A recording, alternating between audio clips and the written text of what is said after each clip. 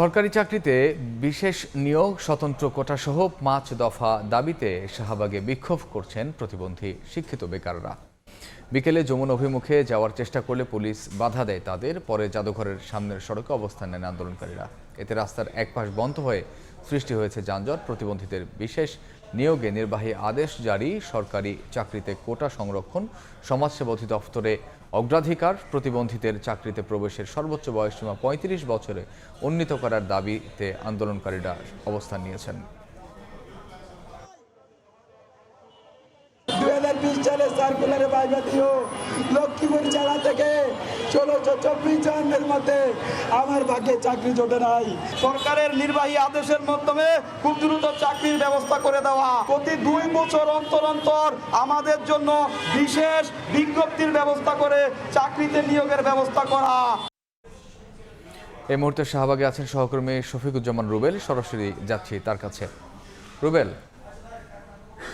সীমা নির্ধারণ, নির্দিষ্ট বয়স বাড়ানো এবং নির্দিষ্ট কোটা নির্ধারণের সহ ৫ দফা দাবিতে কিন্তু টানা বেশ কয়েকদিন যাবতেই যারা প্রতিবন্ধী শিক্ষিত বেকার রয়েছেন তারা কিন্তু আন্দোলন করে আসছেন। আজকেও সেই আন্দোলনের ধারাবাহিকতায় শাহবাগের ঠিক জাদুঘরের সামনে তারা কিন্তু অবস্থান নিয়েছেন এবং এটি দুপুর থেকেই মূলত এই অবস্থান তারা নিয়ে রেখেছেন এবং এই জাদুঘরের সামনে সড়কটি বলা যায় যে সড়কের এক পাশটি তারা এই মুহূর্তে বন্ধ রয়েছে তাদের আন্দোলনের কারণে। এই জন্য এই সড়কের আশেপাশে যেই সড়ক জুড়ে যেই যানবাহন সেটি আমরা দেখতে পাচ্ছি যে যানজটের ব্যাপক যানজটের সৃষ্টি হয়েছে।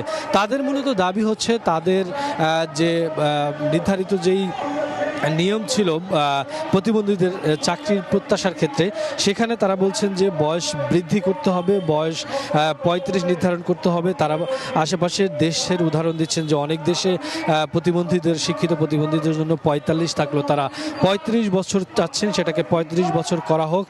এছাড়া তাদের জন্য কোটা নির্ধারিত কোটা যেটা সম্পূর্ণভাবে স্বতন্ত্র কোটা নির্ধারণ করতে হবে সেটি তারা বলছেন। সেক্ষেত্রে তারা বলছেন যে এই যে যাবতীয় যে দাবি রয়েছে ৫টি, সেই দাবির যাতে নির্বাহী আদেশ জারি করে দ্রুত সেটি বাস্তবায়ন করে সরকারি চাকরির ক্ষেত্রে। এই কারণে তারা কিন্তু টানা ৫ দিন যাবতীয় আন্দোলন করছেন এবং তারা এর আগেও আজকে এবং এর আগেও আমরা দেখেছি যে তাদের দাবি দেওয়া নিয়ে কিন্তু যমুনার অভিমুখেও তারা কয়েকবার রওনা হয়েছিলেন। আজকেও কিন্তু তারা যমুনার অভিমুখে রওনা দিয়েছিলেন। পুলিশ কিন্তু শাহবাগে আসার পরে তাদেরকে আটকিয়ে দেয়। তখন পুলিশের সাথে তারা খুব বলা যায় যে খুব জোরাজুরি করেন যাওয়ার জন্য। তখন কিন্তু পুলিশ কোনোভাবে তাদেরকে এখান থেকে ছাড়েনি।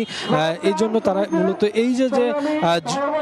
এই যে জাদুঘরের সামনে রয়েছে শাহবাগে, সেই জায়গাটিতে অবস্থান নেয়। এখন পর্যন্ত অবস্থান নিচ্ছে, তারা বিভিন্ন স্লোগান দিচ্ছে। তাদের কর্মসূচিও তারা ঘোষণা করেছেন যে যেই দাবি রয়েছে সেই দাবিতেই আগামীকালকে বিকেল ৩টা বাজেও একই দাবি নিয়ে যমুনার অভিমুখে তারা রওনা হবেন, সেই ঘোষণা তারা দিয়ে রেখেছেন। এখনো তাদের আন্দোলন অব্যাহত রয়েছে। পুলিশের সাথে বারবার কথা হলেও তারা কিন্তু রাস্তা ছাড়েনি। এই আন্দোলনের ক্ষেত্রে জন্য কিন্তু এই আশেপাশের যেই সড়ক রয়েছে সেই সড়কে ব্যাপক যানজটেরও সৃষ্টি হচ্ছে। তো সব মিলে শাহবাগ থেকে এই ছিল এই মুহূর্তে।